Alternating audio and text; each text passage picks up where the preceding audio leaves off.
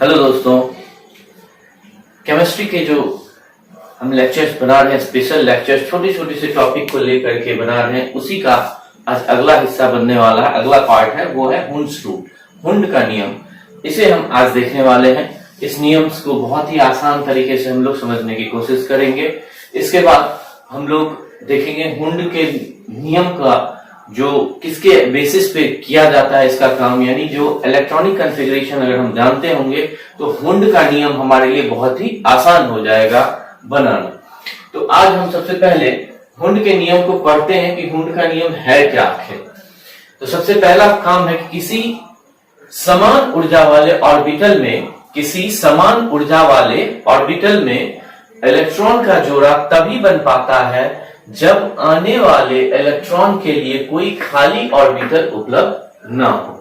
कहने का मतलब है कि इसमें सबसे पहले हम लोग पहला कंडीशन तो लगा कि समान ऊर्जा वाले, कि एक ही तरह का ऊर्जा होना चाहिए जो भी ऑर्बिटल हम ले रहे हैं। अब उसमें इलेक्ट्रॉन का जोड़ा कब आएगा, कैसे आएगा, इसके बारे में ये बताता है कि जब इलेक्ट्रॉन एंट्री करेगा तो पहले किस में जाएगा, फिर किस में जाएगा, फिर किस में जाएगा, इसके बारे में जानना है। जब आने वाले इलेक्ट्रॉन के लिए कोई खाली ऑर्बिटल उपलब्ध ना हो, तो इसके लिए कहा the pairing of electrons in orbitals of equal energy will be only take place when there is no availability of vacant orbitals for the coming electrons.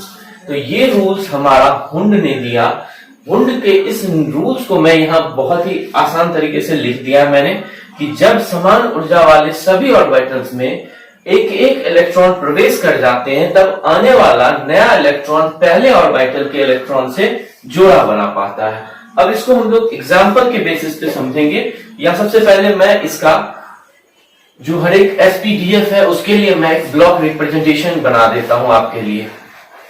उसमें आप देखोगे कि ब्लॉक रिप्रेजेंटेशन जो बनेगा उससे आपका क्लियर होगा और यहाँ आप इस बात को समझ पाओगे कि कितने आसानी से हुंड्स ने इन चीजों को एक्सप्लेन कर दिया। तो सबसे पहले एस होता है, एस के लिए हमने लिया एस जो है हमारा ऑर्बिटल। इसके लिए हम सबसे पहला काम करते हैं कि हमने ब्लॉक बनाया। तो सबसे पहले जाएगा एक प्लस, इसको प्लस हाफ के रूप में हम लोग जानते हैं। तो ये ऊपर की ओर जाएगा जो इसका दिशा होगा और एक एंटी क्लॉकवाइज होगा, ये क्लॉकवाइज, ये एंटी क्लॉकवाइज इलेक्ट्रॉन की तरफ। अब पी के लिए हमने लिया, अब पी में हमारे पास कितने ब्लॉक्स बनेंगे, तो हमारे पास पी में 3 ब्लॉक्स बनते हैं, पीएक्स, पीवाई, पीजेड। एस में हमारे पास हो तो सबसे पहले यहां पर इलेक्ट्रॉन जाएगा, फिर यहां पर जाएगा, फिर यहां पर जाएगा एज पर हुंड्स। कॉलिंग ने कुछ और कहा था, फिर यहां पे आएगा, फिर यहां पे आएगा, फिर यहां पे आएगा। फिर हमारा है डी, डी ब्लॉक में हमारे पास जाएंगे 5, 1 2 3 4 5। तो पहले किसके पास, इसके पास, फिर इसके पास, फिर इसके पास, फिर इसके पास। अब यहां से यहां जाएगा, यहां जाएगा एंटी क्लॉकवाइज। अब एफ है हमारा, एफ में हमारे कितने ब्लॉक बनेंगे, 7। 7 के लिए हम लोग जाएंगे,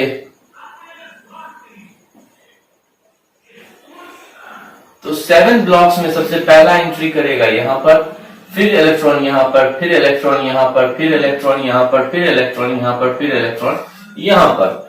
अब इसके बाद यहां जाएगा इलेक्ट्रॉन, फिर यहां पर, फिर यहां पर। ये हुंड ने कहा था उसके हिसाब से हम लोगों ने इसका रिप्रेजेंटेशन बनाया, जो रूल्स उन्होंने दिया था उसके हिसाब से।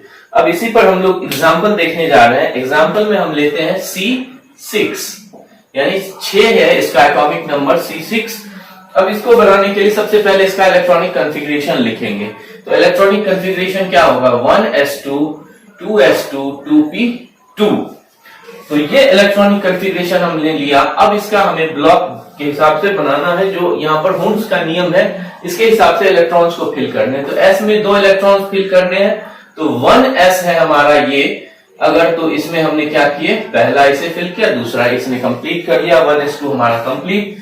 इसके बाद 2s2 में आते हैं, 2s2 में भी उसी तरह होगा, एक ये गया और एक ये आया। अब P है, P में px, py और pz 3 हमारे होंगे। तो इस तीनों में कैसे जाएगा, तो सबसे पहले इसमें जाएगा, फिर इसमें। अब हमारे पास इलेक्ट्रॉन्स बचे ही नहीं, तो ये हमारा हो गया 2p का ब्लॉक। तो C6 के लिए आपने देखा कितनी आसानी से यहां पर हुंड्स ने इलेक्ट्रॉन को फिल करने का तरीका बताया। अब दूसरा एग्जांपल हम यहां पर और ले सकते हैं। दूसरा कोई भी एग्जांपल लेते हैं जिससे, जैसे कि क्लोरीन 17, ठीक है। अब सबसे पहले इसका हम लोग क्या लेंगे, इलेक्ट्रॉनिक कॉन्फ़िगरेशन। तो 1s2 2s2 2p6 3s2 3p, तो 2 2 4 6 10 2 12 बच गए 5, यहां पर p के पास 5 हो गए। अब इसका हम 1s2 2s2 2p6 सबसे पहले 1s2 के लिए बनाते हैं। तो यहां पर देखिए 1s हमारा कंप्लीट, 2s हमारा ऐसे गया, ऐसे आया, 2s भी कंप्लीट। 2p के लिए अगर हम जाएं तो 3 ब्लॉक्स बनेंगे। 3 ब्लॉक्स में सबसे पहले जाने वाले इलेक्ट्रॉन हमने यहां पर लगा दिए, 2p कंप्लीट। 3s में हम देखेंगे ये दोनों कंप्लीट हो गए। अब p5 है, ध्यान से देखिए। सबसे पहला काम मैं करने वाला हूं, किसको दूंगा, पहले जो ऑर्बिटल्स हैं इसको मैं दे रहा हूं, फिर यहां पर जाएगा, फिर यहां। अब 3 बचे, कितने, 3, 5 में से 3 गए, बचे 2 2, तो 1 पहले इसको दूंगा फिर इसको दूंगा। यही हमारा कंप्लीट हो गया हुंड के नियम के अनुसार से फिलिंग हमारा इलेक्ट्रॉन का।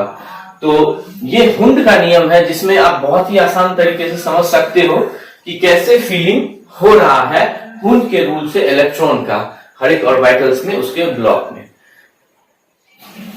आशा करता हूं कि यह वीडियो आपको बहुत पसंद आया होगा, और अगर यह वीडियो आपको पसंद आया है तो लाइक, शेयर और कमेंट जरूर करें। कमेंट आप इससे संबंधित कर सकते हो कि आपको यह वीडियो कैसा लगा, या कोई भी क्वेश्चन हो वो भी आप पूछ सकते हो। अगर आप हमारे चैनल पे नए हैं तो सब्सक्राइब जरूर करें और साथ ही साथ बेल आइकन को प्रेस करें, ताकि जैसे ही नए कंटेंट अपलोड करूं मैं, उसका आपको नोटिफिकेशन मिल जाए। धन्यवाद, जय हिंद।